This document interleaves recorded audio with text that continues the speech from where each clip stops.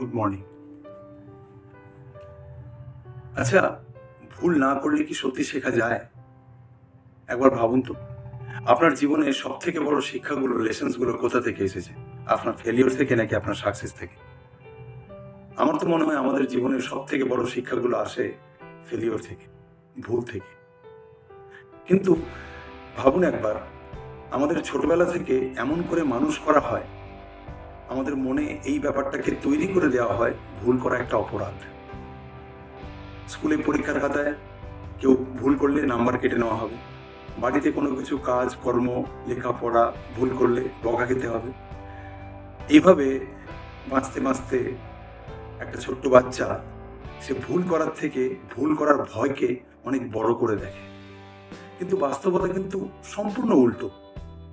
বাস্তবতা বলে ভুল কোনো ব্যর্থতা নয়, ভুলগুলো হলো আমাদের শেখার জন্য মূল্য বা price. Mistakes are the price for learning.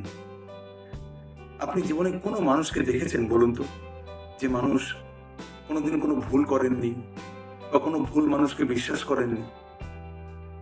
তাই হয়তো অনেকে কষ্ট পেয়েছে, প্রতারিত হয়েছে, কিন্তু দিনের শেষে সেই অভিজ্ঞতাই তাকে মানুষ হতে শিখিয়েছে, মানুষ চিনতে শিখিয়েছে, নিজের মূল্য নির্ধারণ করতে শিখিয়েছে, মানুষের সঙ্গে মানুষের সীমারেখা টানতে শিখিয়েছে। তাই কখনো কখনো আমাদের জীবনের সব থেকে বড় ভুলগুলো আমাদের সব থেকে বড় লেসেন্স হয়ে থেকে যায়, জীবনের শিক্ষা যাকে আমরা বলি। তাই একটা কথা, ভুল কোনো মানুষকে ছোট করে না, ভুল থেকে না শেখাটাই কিন্তু আমাদের আটকে রাখে। আজকে একটা ছোট্ট চ্যালেঞ্জ, আপনার জীবনের কোনো পুরনো একটা ভুলের কথা ভাবুন, যেটার জন্য আজও আপনি নিজেকে দোষ দেন, কষ্ট পান। তারপর নিজেকে বলুন, আমি সেই সময় যতটা বুঝতাম, জানতাম, যতটা ম্যাচিওর ছিলাম, তার উপরেই বেস করে আমি সেই সিদ্ধান্ত নিয়েছিলাম। আজকে আমি অনেক বেশি ম্যাচিওর, তাই আজকে আমি নিজেকে ক্ষমা করে দিচ্ছি।